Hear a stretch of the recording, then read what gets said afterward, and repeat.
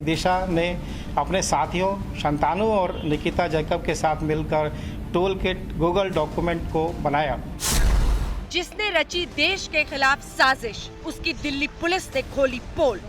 इस tool kit के एक भाग में प्रायर एक्शन के नाम से कुछ एक्शन पॉइंट्स लिखे थे, जैसे 26 जनवरी और उससे पहले हैशटैग के द्वारा डिजिटल स्ट्राइक करना।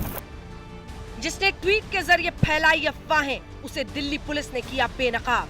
मकसद ये था कि टूल किट को इतना प्रोपेगेट किया जाए वर्ल्ड वाइड कि जो हमारी एम्बेसीज बाहर इंडिया से एम्बेसीज जो बाहर है उनके खिलाफ भी प्रदर्शन हो और जो इंडिया का जो इमेज है उसको टार्निश किया जाए। जिसने खालिस्तानी संगठन से रिश्ते रखने वाले पोएटिक जस्टिस फाउंडेशन के इशारे पर रचा खतरनाक प्लान, उनका दिल्ली पुलिस ने किया पर्दाफाश। दिल्ली पुलिस चीख चीख कर गुनहगारों के काले कारनामे उजागर कर रही है। 26 जनवरी के उपद्रव और देश के खिलाफ जंग की साजिश से पर्दा उठा रही है, लेकिन सियासत को इतना भी सब्र नहीं कि जांच तक इंतजार किया जाए। अभी दिल्ली पुलिस की गिरफ्त में 21 साल की जलवायु कार्यकर्ता दिशा रवि की गिरफ्तारी के बाद जांच शुरू ही हुई थी कि सियासी पार्टियों ने अपना फैसला सुना दिया। मोदी सरकार पर ताबड़तोड़ हमले शुरू कर दिए। कांग्रेस के पूर्व अध्यक्ष राहुल गांधी ने क्रांतिकारी अंदाज में कुछ यूं लिखा, बोल के लब आजाद है तेरे बोल की सच जिंदा है अब तक, वो डरे हैं देश नहीं, भारत को चुप नहीं कराया जा सकता। आपका बंटवारा करके धन के नाम पर प्रियंका गांधी ने भी आवाज बुलंद की, डरते हैं बंदूकों वाले एक निहत्थी लड़की से, फैले हैं हिम्मत के उजाले एक निहत्थी लड़की से।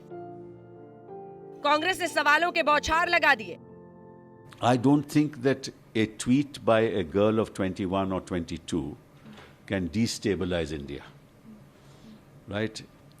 A country which is not afraid of China can't possibly be afraid of Disha.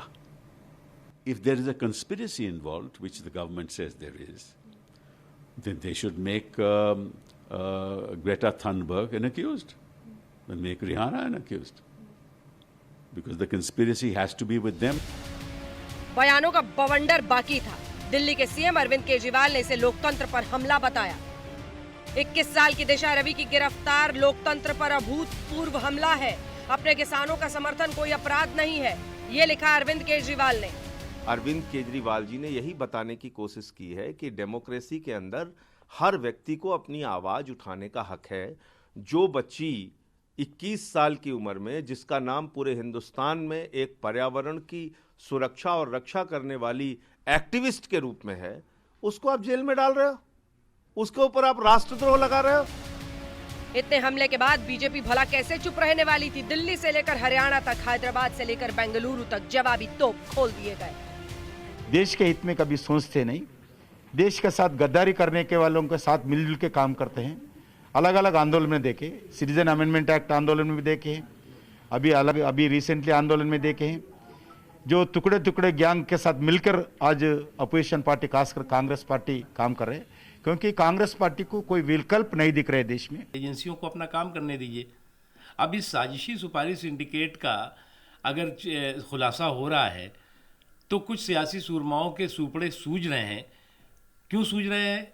ये तो अपने आप में दाल में काला दिखाई पड़ता है।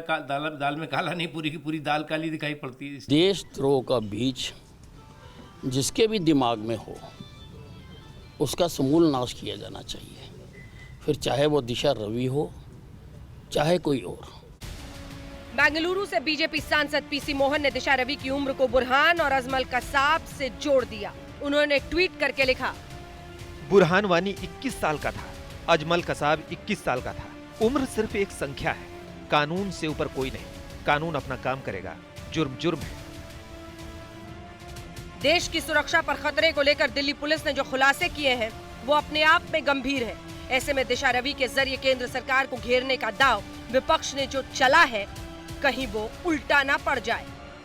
बेंगलुरु से नोलन पिंटो, हैदराबाद से आशीष पांडे, दिल्ली से जितेंद्र बहादुर सिंह और अरविंद ओझा के साथ